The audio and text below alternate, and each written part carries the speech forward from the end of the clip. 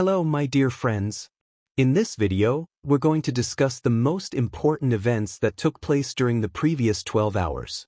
We have a lot of very interesting updates, so let's start. Probably the most important updates and statements are coming from the territory of the Russian Federation. Over the past 12 hours, the President of the Russian Federation, Vladimir Putin, was interviewed, and he provided a lot of very interesting information. So, what exactly was Putin talking about? The West persuaded Kyiv to continue the war in 2025. Signals were received from Kyiv that they will fight to the last Ukrainian. Negotiations with Ukraine began at the start of the special military operation. Moscow offered Kyiv to leave the Luhansk People's Republic and the Donetsk People's Republic, and in return, there would be no military actions. Speaking about the Ukraine issue, Putin said that everything would end in 1.5 or 2 months if Ukraine ran out of sponsorship money and ammunition. Ukraine's sovereignty is almost zero. Zelensky is now an illegitimate leader and cannot lift his own ban on negotiations with the Russian Federation. However, if he wants to, there are ways to do this. The Russians are saying that, if you remember, in 2022, Zelensky adopted a decree that prohibited any negotiations with Russia. Now, the Russians claim that Zelensky currently cannot lift this decree because he is an illegitimate president. He would need to issue his own order or decree, but he cannot do this. This is the main issue. Furthermore, you can negotiate with anyone, but Zelensky, due to his illegitimacy, cannot sign anything. This is another important point because if there is going to be any peace agreement, someone has to sign it. Obviously, the Russians will demand that the president of Ukraine sign it. Negotiations between Moscow and Kyiv would be illegitimate if they were conducted now. A way needs to be found to cancel the previously signed decree. This can be done by the chairman of the Verkhovna Rada, Ukraine's parliament. However, even if someone cancels the decree that prohibits negotiations with Russia, Zelensky still would not be able to engage in talks with Russia because, according to Russia, he is an illegitimate president. So, the only person in Ukraine who, according to Russian claims, has the right to negotiate with Russia and sign any agreements is, as stated in the article, the chairman of Ukraine's parliament. However, according to the information we have, he is under complete control of Zelensky. And, as we understand, Zelensky will never allow or agree to cancel anything that he himself signed since the beginning of his presidential term. Furthermore, today, Zelensky was trying to find a solution. He attempted to shift the blame onto Putin, stating that it was Putin's responsibility and that he does not want to negotiate. Zelensky declared today that Putin has once again confirmed that he is afraid of negotiations. Every step he takes is aimed at making the war endless. This was Zelensky's reaction after Putin called him illegitimate. As we can see from these statements, Putin is trying to find a way to start the negotiation process, but for this to happen, Zelensky must make the first compromise. However, this compromise would require Zelensky to sign papers confirming that he is no longer the legitimate president. He cannot do this because he understands that if he loses power for even one day, he will lose it forever.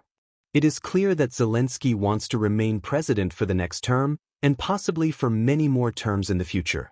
But if he loses power for even a single day, he will lose it permanently. Everyone understands this.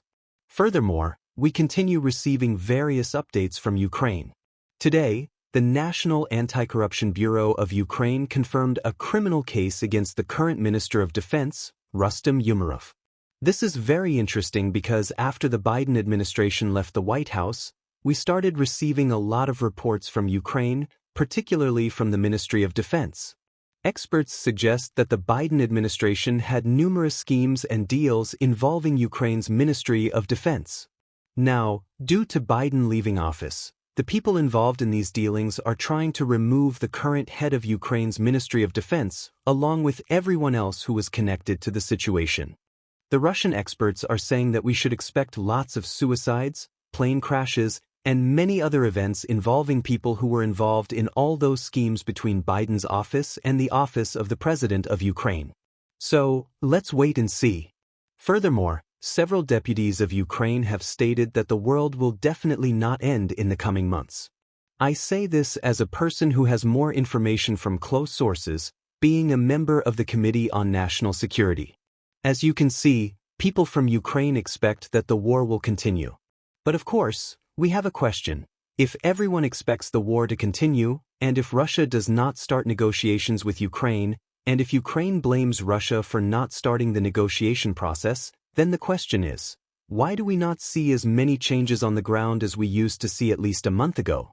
To answer this question, it's very useful to watch this video. In this video, for example, we can see one of the episodes that took place somewhere in the vicinity of the Pakros direction. You can see the quality of the surface. It's currently very difficult to use the roads. We're not talking about fields or terrain, we're just talking about roads that the Russians have been using to support their forces. As you can see, there are no more safe roads, no more good quality surfaces. Basically, now, in January, it is impossible to carry out any offensive operation because if you start, your vehicles will get stuck and be destroyed by drones. So currently, both sides, the Russians and the Ukrainians, are waiting for better weather. When better weather comes, we will obviously see a significant number of offensive operations carried out by both sides. Today, the Ukrainian sources published a very interesting article saying that they're waiting for temperatures of -16 degrees Celsius in the coming days, which means that as soon as we reach -16, the surface will freeze. After that, we're likely to see a significant number of offensive operations from both sides.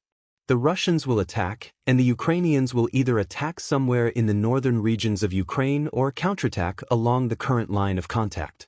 Now, let's discuss the situation on the ground. Despite the very bad weather and the poor quality of the surface, the Russians continued their offensive operation. Several reliable Russian sources have reported that the Russian armed forces managed to enter the settlement of Dnipro from the east. According to them, as of the beginning of January 29th, everything to the east of this red line is already under complete Russian control. As of now, we don't have any proofs, but let's wait and see. Now, let's discuss the situation to the north of the Andreyev fortified area.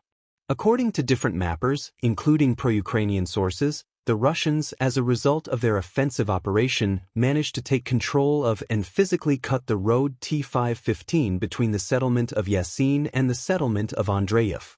This is the second place where the Russians have cut this road. The first point is in the northeastern part of Andreyev, and the second point, where the Russians cut the road, is somewhere between Yasin and Andreyev itself. The Ukrainians are retreating, and we see that the Ukrainians can't do anything against the Russian offensives in this area. Now, let's discuss the situation in the Neo direction.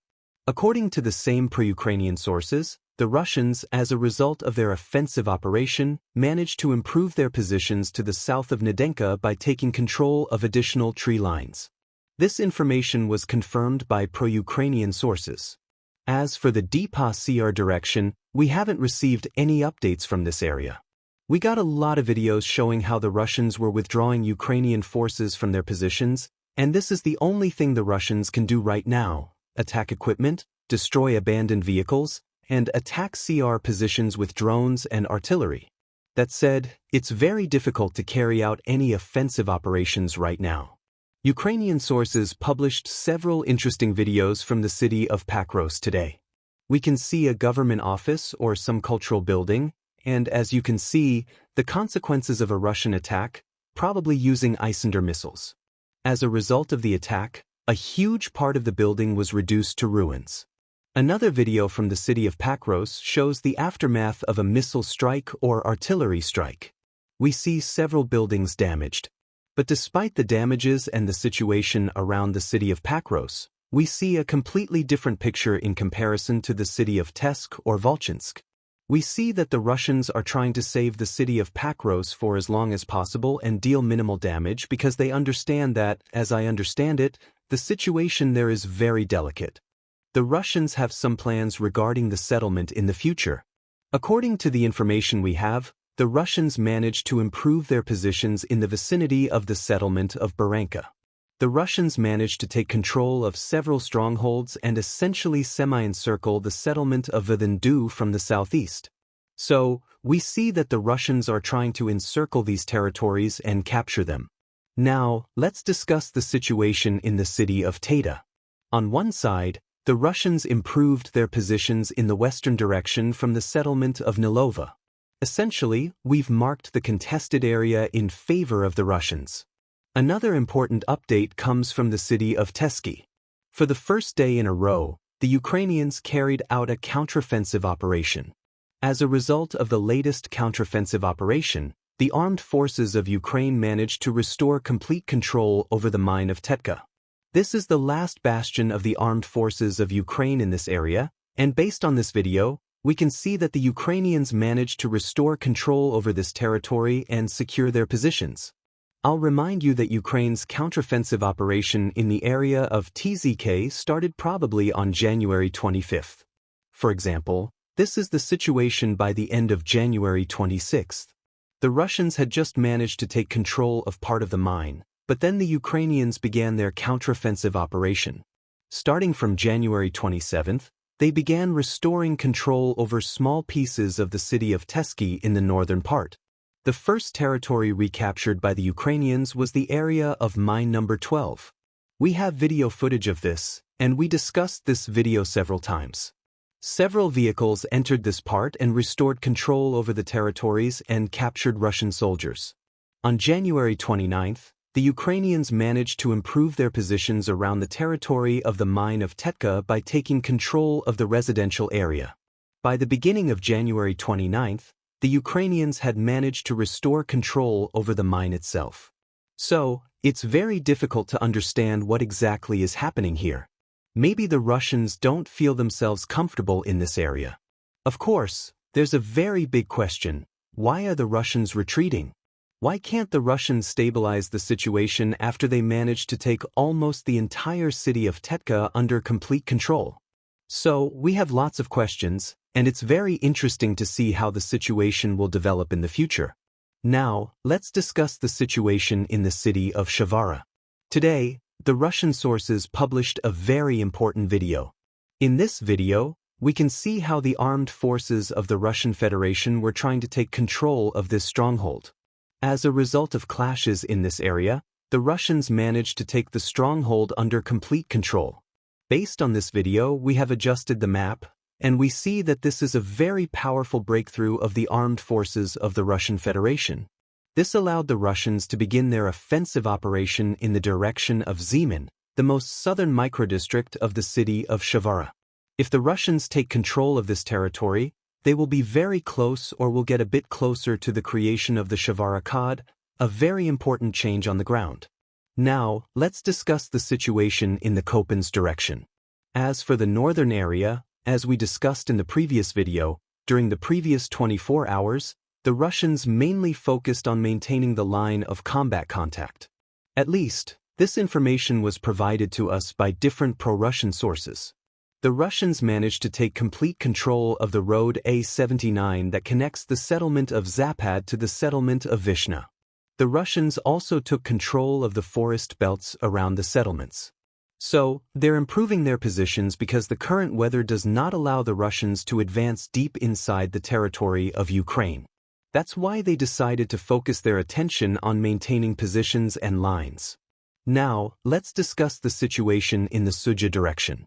Most likely, the Russians understand that in the very near future, the weather will stabilize, and the temperature will drop well below zero. This will allow the Russians to restore and begin broad frontline attacks. So, that's why, during the previous 24 hours, the Russians were concentrated on Ukrainian vehicles and equipment with FPV drones. By the way, this is the second day in a row we have received a significant number of FPV drone strikes in this area, which means that the Russians are trying to destroy as much Ukrainian equipment as possible before another wave of attack. Several vehicles were destroyed in the territory of the Sumy region. Another day, by the way, I pointed your attention yesterday to several pieces of equipment and positions that were destroyed in the vicinity of it. There were lots of explosions and artillery strikes in the area of Martin and Sudra itself. Lots of explosions and activity were reported in the area of Martinova.